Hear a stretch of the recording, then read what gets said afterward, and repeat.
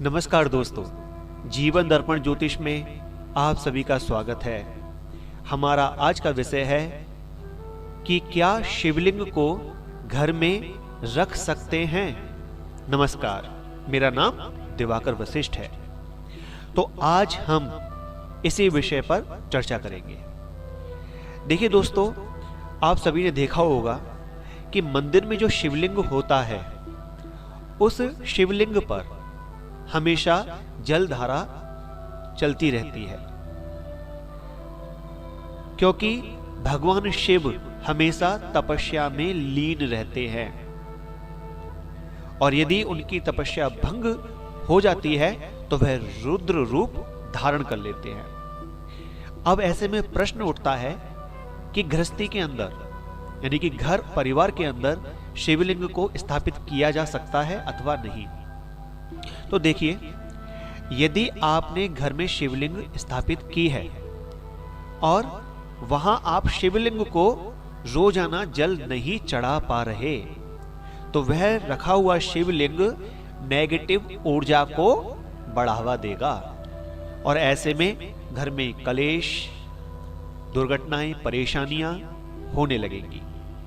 यदि आप घर के अंदर शिवलिंग रखना चाहते हैं तो सबसे पहले आपको शिवलिंग के ऊपर जलधारा चलते रहने का प्रबंध करना होगा।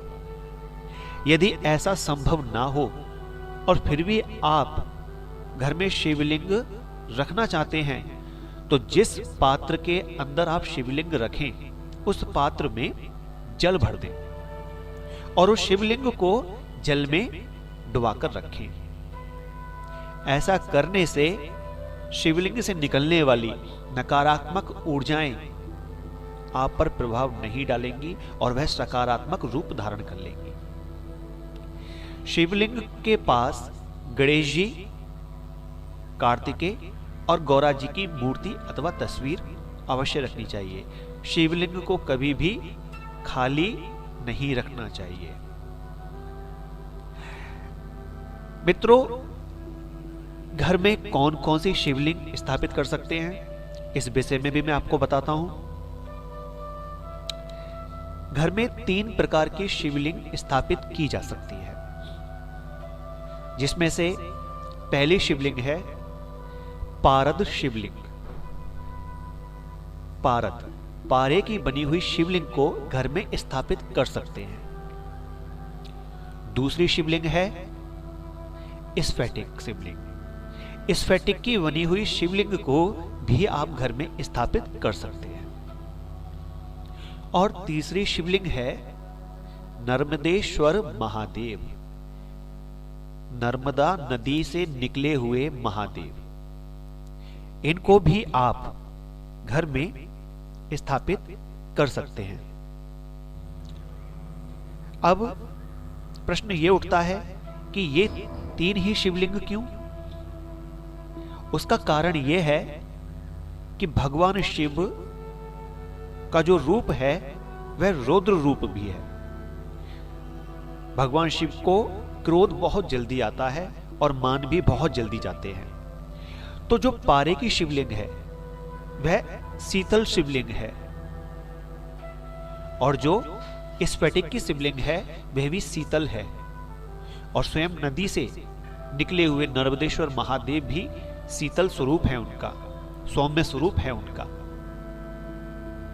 तो इसलिए इन 3 प्रकार के शिवलिंगों को घर में स्थापित किया जा सकता है।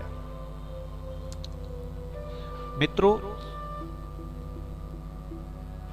यहां एक बात और आती है कि घर के अंदर कितना बड़ा शिवलिंग स्थापित कर सकते हैं।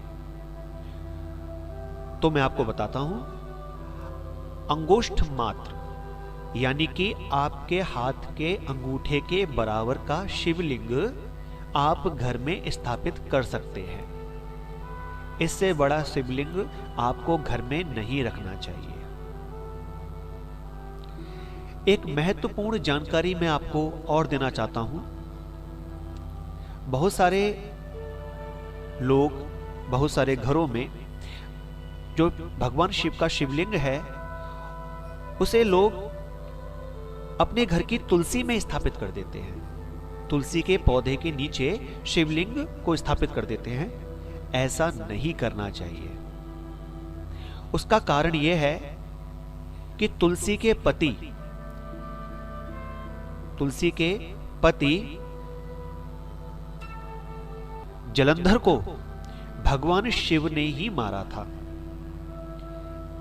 इस कारण भगवान शिव का शिवलिंग तुलसी के नीचे स्थापित नहीं किया जाता। इसको आप अपने घर के मंदिर में स्थापित कर सकते हैं।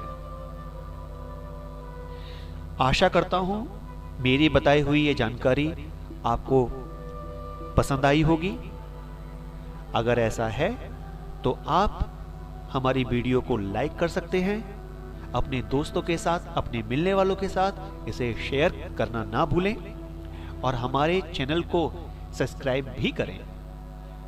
मित्रों, अगर आप हमारे चैनल को सब्सक्राइब करेंगे तो हम ऐसी ही जानकारियां आगे आपको देते रहेंगे, तो उसकी नोटिफिकेशन, उसकी जानकारी आप तक पहुंच सकेगी।